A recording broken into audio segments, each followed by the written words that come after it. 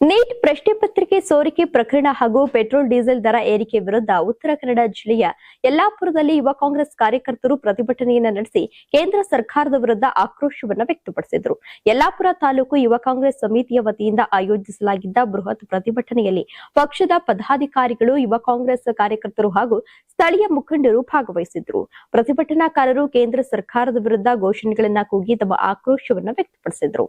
ಪ್ರತಿಭಟನೆಯಲ್ಲಿ ಮಾತನಾಡಿದ ಕೆಪಿಸಿಸಿ ಸದಸ್ಯ ವಿವೇಕ್ ಹೆಬ್ಬಾರ್, ನೀಟ್ ಪ್ರಶ್ನೆ ಪತ್ರಿಕೆ ಸೋರಿಕೆ ಪ್ರಕರಣದಿಂದ ಲಕ್ಷಾಂತರ ವಿದ್ಯಾರ್ಥಿಗಳ ಭವಿಷ್ಯ ಅತಂತ್ರಕ್ಕೊಳಗಾಗಿದೆ ಎಂದು ಆರೋಪಿಸಿದರು. ವಿದ್ಯಾರ್ಥಿಗಳು ಹಗಲಿರುಳು ಶ್ರಮಪಟ್ಟು ಪರೀಕ್ಷೆಗೆ ಸಿದ್ಧತೆಯನ್ನ ನಡೆಸ್ತಾ ಇದ್ರು. ಕೇಂದ್ರ ಸರ್ಕಾರದ ನಿರ್ಲಕ್ಷ್ಯ ಮತ್ತು ಭ್ರಷ್ಟ ವ್ಯವಸ್ಥೆಯಿಂದ ಅವರ ಕನಸುಗಳಿಗೆ ಧಕ್ಕೆ ಆಗ್ತಿದೆ ಎಂದು ಆಕ್ರೋಶವನ್ನು ವ್ಯಕ್ತಪಡಿಸಿದರು. ಇದೇ ವೇಳೆ ಪೆಟ್ರೋಲ್ ಮತ್ತು ಡೀಸೆಲ್ ದರ ಏರಿಕೆಯಿಂದ ಸಾಮಾನ್ಯ ಜನರು ಸಂಕಷ್ಟವನ್ನು ಅನುಭವಿಸುತ್ತಾ ಇದ್ದಾರೆ ಎಂದು ಪ್ರತಿಭಟನಾಕಾರರು ಆರೋಪಿಸಿದ್ದಾರೆ. ವಿದ್ಯಾರ್ಥಿಗಳಿಗೆ ನ್ಯಾಯ ಒದಗಿಸುವ ಜೊತೆಗೆ ಇಂಧನ ದರ ನಿಯಂತ್ರಣೆ ಕೇಂದ್ರ ಸರ್ಕಾರ ತಕ್ಷಣ ಕ್ರಮವನ್ನ ಕೈಗೊಳ್ಳಬೇಕು ಎಂದು ಆಗ್ರಹಿಸಿದ್ದಾರೆ. ಇನ್ನು ಪ್ರತಿಭಟನೆಯಲ್ಲಿ ಯುವ ಕಾಂಗ್ರೆಸ್ ಕಾರ್ಯಕರ್ತರು, ವಿವಿಧ ಘಟಕಗಳ ಪದಾಧಿಕಾರಿಗಳು ಹಾಗೂ ಮುಖಂಡರು ಉಪಸ್ಥಿತರಿದ್ದರು. ವರ್ಷಾನುಗಟ್ಟಲೆ ನಾವು ಡಾಕ್ಟರ್ ಆಗಬೇಕು, ದೇಶ ಜನರ ಸೇವೆ ಮಾಡಬೇಕು ಹೇಳುವಂಥ ಉದ್ದೇಶದಿಂದ ವರ್ಷಾನುಗಟ್ಟಲೆ ಹಗಲು ರಾತ್ರಿ ಓದಿ ಒಂದು ಪರೀಕ್ಷೆಗೆ ತಯಾರಾಗಿರ್ತಾರೆ. ನಮ್ಮನೆಲ್ಲ ನಮ್ಮ ಅಕ್ಕ ತಂಗಿಯರು ಮಕ್ಕಳು ಎಲ್ಲ ವಿದ್ಯಾಭ್ಯಾಸಕ್ಕೆ ಯಾವ ತಯಾರಾಗ್ತಾರೆ ಅಂತ ಪ್ರತಿಯೊಬ್ಬರಿಗೆ ಗೊತ್ತಿರುವಂಥ ವಿಚಾರ. ಇಂಥ ತಯಾರಾಗಿ ಪರೀಕ್ಷೆಯನ್ನು ಬರೆದು ಅದಾದಮೇಲೆ ಎಲ್ಲ ಗೊತ್ತಾಗುತ್ತೆ ಈ ಪ್ರಶ್ನೆ ಬರೆದು ಅವ್ರು ಬರೆದಂಥ ಪರೀಕ್ಷೆ ಪತ್ರಿಕೆಗಳು ಲಕ್ಷಾಂತರ ರೂಪಾಯಿಗಳ ಮಾರಾಟ ಆಗಿ ಕೇಂದ್ರ ಸರ್ಕಾರ ಬಗ್ಗೆ ಪರೀಕ್ಷೆಯನ್ನು ರದ್ದು ಮಾಡಿದೆ. ಒಂದು ವರ್ಷಗಳಿಂದ ಪಾಪ ತಯಾರಾದಂಥ ಏನು ವಿದ್ಯಾರ್ಥಿಗಳು ಅವರ ಜೀವನ ಜೊತೆ ಕೇಂದ್ರ ಸರ್ಕಾರ ಈ ಥರ ಚೆಲ್ಲಾಟ ಆಡ್ತಾ ಇರುವಂಥದ್ದು, ಇಡೀ ವಿದ್ಯಾರ್ಥಿಗಳ ಭವಿಷ್ಯ ಜೊತೆ ಆಡ್ತಾ ಇರುವಂಥ ಒಂದು ಚೆಲ್ಲಾಟ, ಇದು ಕೇಂದ್ರ ಸರ್ಕಾರಕ್ಕೆ ಧಿಕ್ಕಾರ. ಹಾಗಾಗಿ ಈ ವಿದ್ಯಾರ್ಥಿಗಳ ಜೊತೆ ಜೀವನ ಜೊತೆ ಆಟ ಆಡೋದನ್ನ ಕೇಂದ್ರ ಸರ್ಕಾರ ನಿಲ್ಲಿಸಬೇಕು.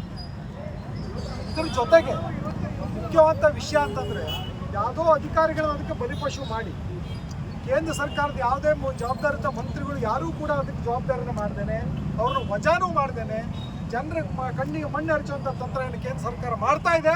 ಇದು ಕಾಂಗ್ರೆಸ್ ಸರ್ಕಾರ ಇಡೀ ದೇಶ ತುಂಬ ರಸ್ತೆಗಿಳಿದು ಇವತ್ತು ಜನರ ಪರವಾಗಿ ಹೋರಾಟ ಮಾಡುವಂಥ ಪರಿಸ್ಥಿತಿ ಇವತ್ತು ನಾವು ಬಂದಿದ್ದೀವಿ. ಮಾನ್ಯರೇ, ಇದ್ರ ಜೊತೆಗೆ ಇದು ಒಂದೇ ವರ್ಷ ಅಲ್ಲ, ಕಳೆದ 3-4 ಬಾರಿ ನೀಟ್ ಪತ್ರಿಕೆ ಎಕ್ಸಾಮು ಲೀಕ್ ಆಗಿದೆ. ಎಷ್ಟು ವರ್ಷ ಅಂತ ವಿದ್ಯಾರ್ಥಿಗಳ ಜೀವನ ಜೊತೆ ನೀವು ಆಟ ಆಡ್ತೀರ? ಕಣ್ಣು ಮುಂದೆ ಬಂದು ಹೇಳೋಂಥದ್ದು ಒಂದು, ನೀವು ಮಾಡೋಂಥದ್ದು ಒಂದು. ಕಾಂಗ್ರೆಸ್ ಸರ್ಕಾರದಲ್ಲಿ ಏನಾದ್ರು ಒಂದು ಸಣ್ಣ ಪುಟ್ಟ ತಪ್ಪುಗಳಾದರೆ ಅದನ್ನು ಇಡೀ ದೇಶ ತುಂಬ ಜಾಹೀರು ಮಾಡಿ ನೀವು ಅದನ್ನು ಪ್ರಚಾರ ಮಾಡ್ತೀರ. ನೀವು ಮಾಡಿರುವಂಥ ತಪ್ಪುಗಳನ್ನು ಮುಚ್ಚಾಕ್ಕೊಳ್ಳಿಕ್ಕೆ ನೀವು ಅದನ್ನು ಜನರ ಮುಂದೆ ಏನೂ ಆಗಿಲ್ಲ ರೀತಿಯಲ್ಲಿ ಯಾವುದೋ ಒಂದು ಕೆಲವೊಂದು ಅಧಿಕಾರಿಗಳನ್ನು ವಜಾ ಮಾಡಿ ಸರ್ಕಾರಕ್ಕೆ ಅದಕ್ಕೆ ಸಂಬಂಧ ಇಲ್ಲ ರೀತಿಯಲ್ಲಿ ನೀವೆಲ್ಲ ಆಟ ಆಡ್ತೀರಿ. ಈ ರೀತಿ ಮಾಡೋ ಜನ ಇವತ್ತು ಹುಷಾರಾಗಿದ್ದಾರೆ.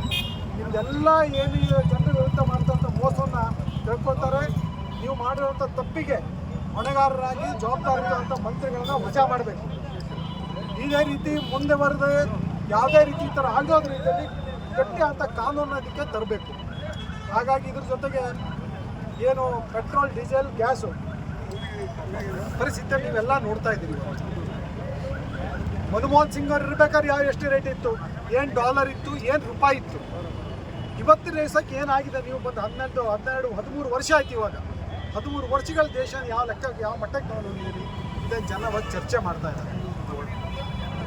ಇವತ್ತು ಬಡಬಗ್ಗರು ತಗೊಳ್ಳುವಂಥ ಏನು ಬಂಗಾರ ಇದೆ, ಎಷ್ಟಿತ್ತು ಮನಮೋಹನ್ ಸಿಂಗ್ ಅವ್ರು ಇರ್ಬೇಕಾರೆ, ಇವತ್ತು ಬಂಗಾರ ಎಷ್ಟು ಯಾರು ಮುಟ್ಟ ಪರಿಸ್ಥಿತಿಯಲ್ಲಿಲ್ಲ, ಆ ರೀತಿ ಬಂಗಾರ ಬಿಟ್ಟಿದೆ. ಹಾಗಾಗಿ ಇವತ್ತೇನು ಶ್ರೀಮಂತರ ಜೊತೆಗೆ ಕೊಳ್ಳುವಂಥ ಏನು ಸಾಮಾನ್ಯ ಸಾಮಗ್ರಿಗಳಿದೆ ಬಡವರು ಮುಟ್ಟೋದ್ರ ರೀತಿಯಲ್ಲಿ ಆಗಿದೆ. ಹಾಗಾಗಿ ಈ ಜನ ವಿರೋಧ ನೀತಿ, ಬಡವರ ವಿರೋಧ ಅಂತ ನೀತಿ ಕೇಂದ್ರ ಸರ್ಕಾರ ಸರಿ ಮಾಡದೆ ಹೋದರೆ ಮುಂದೊಂದು ದಿವಸದಲ್ಲಿ ಜನ ತಕ್ಕುವಂಥ ಪಾಠ ಕಲಿಸ್ತಾರೆ ಹೇಳುವಂಥದ್ದು ಸಂದರ್ಭ ನಾವು ಹೇಳಲಿಕ್ಕೆ ಇಷ್ಟಪಡ್ತೇವೆ.